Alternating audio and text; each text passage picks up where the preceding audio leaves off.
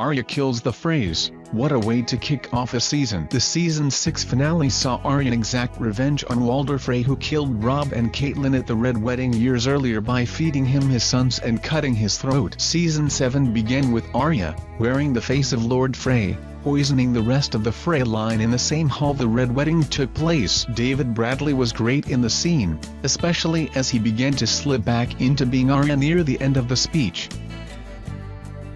Daenerys returns to Dragonstone. Daenerys spent a long time on the opposite side of the narrow sea, so seeing her finally come home to Dragonstone was a powerful moment. It's a quiet scene, with the Mother of Dragons and those closest to her taking in the sights of the island, the throne room, and the war room, before Daenerys ends the premiere episode with a question: where do we begin?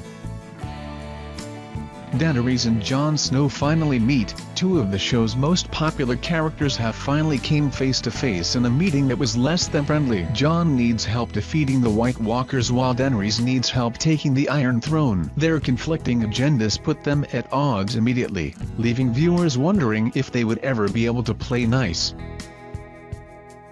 Arya vs. Brienne. On her path to becoming a warrior, Arya has been through a lot, to say the least. She survived through it all, from King's Landing, to Harrenhal, to Braavos, and back to Winterfell, but it was always hard to gauge how much progress she had made until she squared off with Brienne. The two put on quite a show in Winterfell, with the added bonus of Arya intimidating Littlefinger in the process, that ended in a blade-to-throat draw between the two fighters.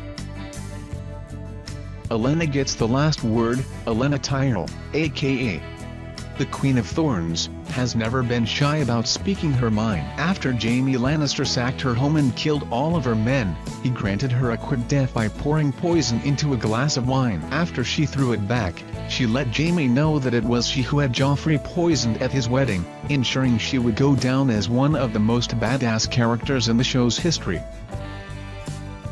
The Loot Train Battle. The Loot Train Battle was probably the largest spectacle of the entire season. It was Daenerys' first true show of force in Westeros, using both the intimidating Dothraki army as well as the destructive force that is Drogon. The Loot Train attack also marks the first major battle that saw main characters fighting opposite each other, with Jaime and Bronn among the Lannister army that was defeated by Daenerys atop her dragon. Sam leaves the Citadel. Samwell Tarly has long been an unsung hero of the series, usually the one left on the sidelines when the real action starts. But Sam has had enough of being left out of the great game, abandoning his attempts to become a maester and instead venturing back into Westeros to help Jon in the Great War to come. West, Eros. Coast Avengers assemble. Admit it, you got goosebumps when Jon Snow assembled his team of knights, cutthroats, and one bastard to range north of the Wall in search of the army of the undead. The show has never been shy about sending characters into dangerous situations, but never before has such a diverse group come together united by the single purpose of defeating the Night's King.